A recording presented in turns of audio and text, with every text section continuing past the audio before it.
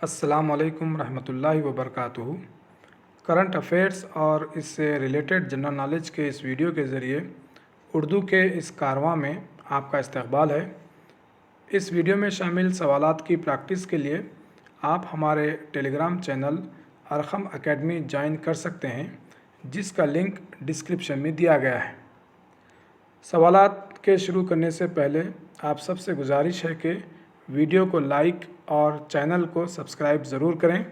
सवाल इस तरह से है, भारत का सबसे तवील रबर डैम गयाजी डैम किस दरिया पर वाक़ है?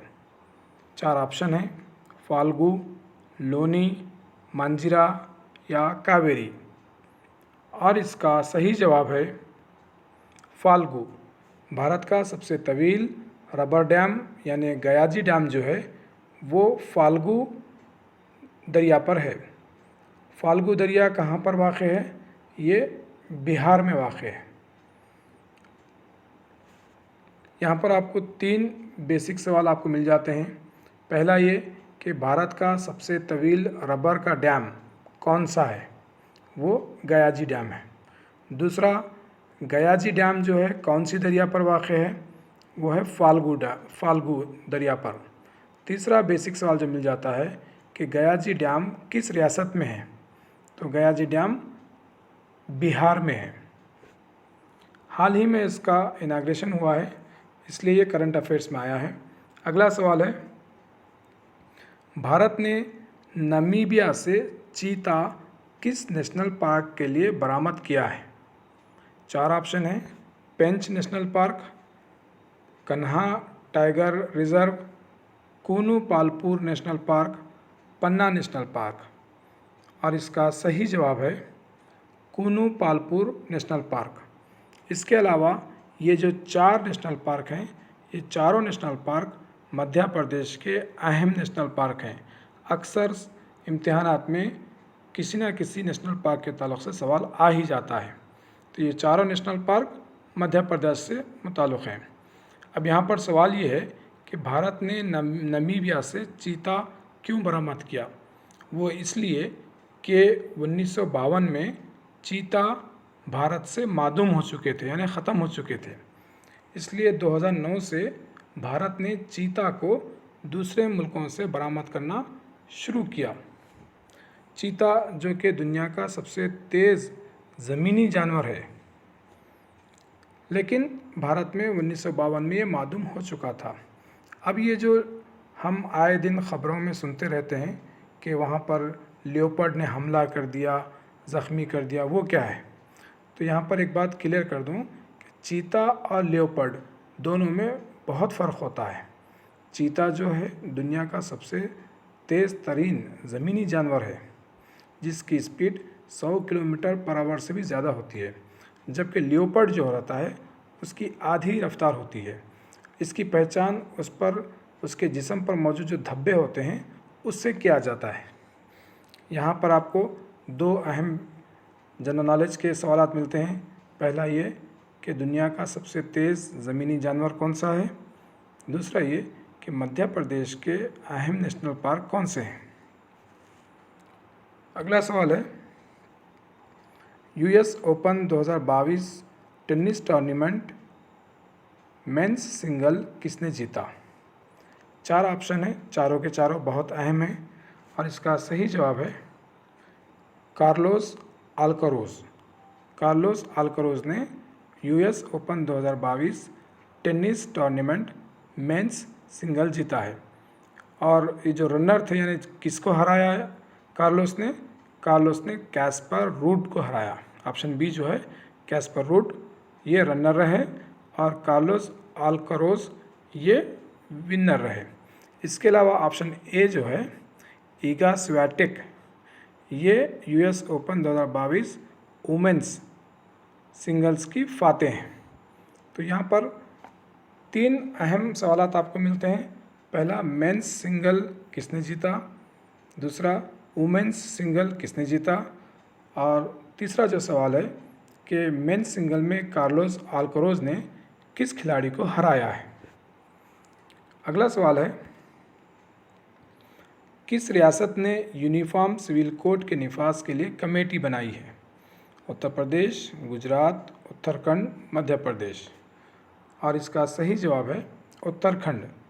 उत्तराखंड रियासत ने यूनिफॉर्म सिविल कोड के निफाज के लिए एक कमेटी बनाई है और उस कमेटी के ज़रिए से अवाम की राय भी उसने मांगी है। ये जो कमेटी बनाई गई है उसके सदर हैं रंजना प्रकाश देसाई, जो कि सुप्रीम कोर्ट के रिटायर्ड जज हैं। यूनिफॉर्म सिविल कोड अक्सर ख़बरों में, न्यूज़पेपर्स में आते रहता है, इसलिए इससे मुताल्लिक़ हर सवाल हमारे लिए अहम हो जाता है। तो उत्तराखंड रियासत ने यूनिफॉर्म सिविल कोड के लिए जो कमेटी बनाई है उसके जो सदर हैं वो रंजना प्रकाश देसाई हैं। अगला सवाल है, all India official language conference 2022 का मेज़बान शहर कौन सा है? भोपाल, जयपुर, सूरत या उज्जैन? और सही जवाब है सूरत।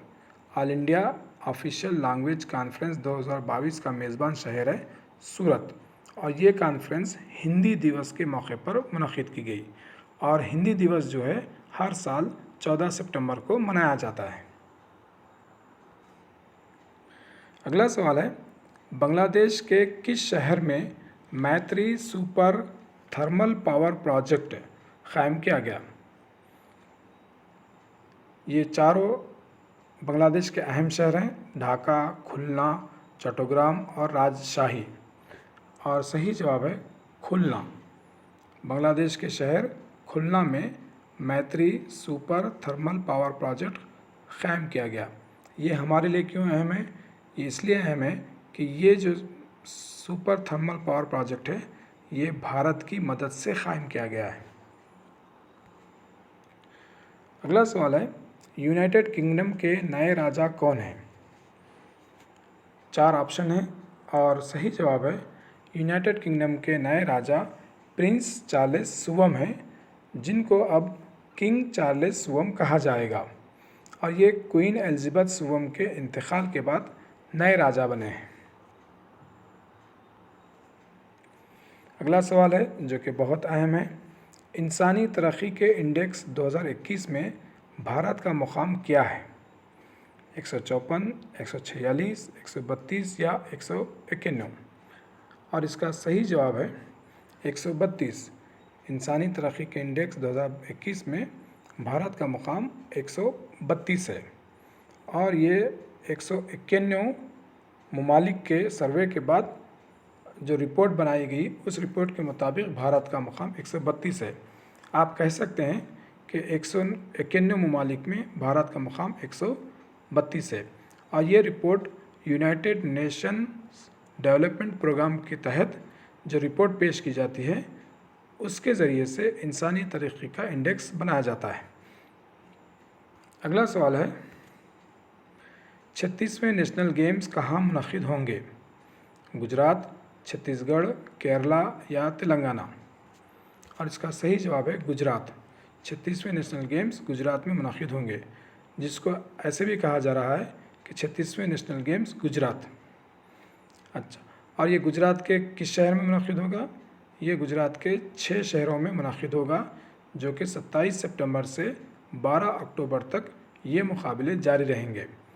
और इस गेम का जो मास्कट है उसका नाम दिया गया है सवज, जिसको गुजराती में शेर का बच्चा कहा जाता है। 36वें नेशनल गेम्स के बाद जो 37वां नेशनल गेम होगा वो कहाँ होगा? तो उसका सही जवाब है छत्तीसगढ़। और पिछला जो नेशनल गेम्स हुए थे 35वें नेशनल गेम्स, वो कहाँ हुए थे? वो हुए थे केरला में। अगला सवाल है और इस सवाल का जवाब आपको कमेंट में लिखकर बताना है कि अक़वाम मुत्तहिदा इंसानी हकूक़ के नए हाई कमिश्नर कौन हैं? अक़वाम मुत्तहिदा इंसानी हकूक़ के नए हाई कमिश्नर कौन हैं? 4 ऑप्शन हैं। अब मैं आपको हिंट दे देता हूँ और सही जवाब आपको कमेंट में लिख के बताना है। ये 4 ऑप्शन में, एक अक़वाम मुत्तहिदा के जनरल सेक्रेटरी हैं, दूसरे एक इसमें से अमेरिका का सदर का नाम है, तीसरा एक यूनाइटेड किंगडम के नए प्राइम मिनिस्टर का नाम है और चौथा नाम जो है वो अक़वाम मुत्तहिदा इंसानी हकूक़ के नए हाई कमिश्नर का नाम है। सही जवाब उम्मीद है कि आप कमेंट में ज़रूर लिखेंगे। अगर ये वीडियो पसंद आया हो तो वीडियो को लाइक और चैनल को सब्सक्राइब ज़रूर करें और अपने दोस्त अहबाब तक इस वीडियो को पहुंचाएं, यानी शेयर करें। व्हाट्सएप पर या फेसबुक पर शेयर करें।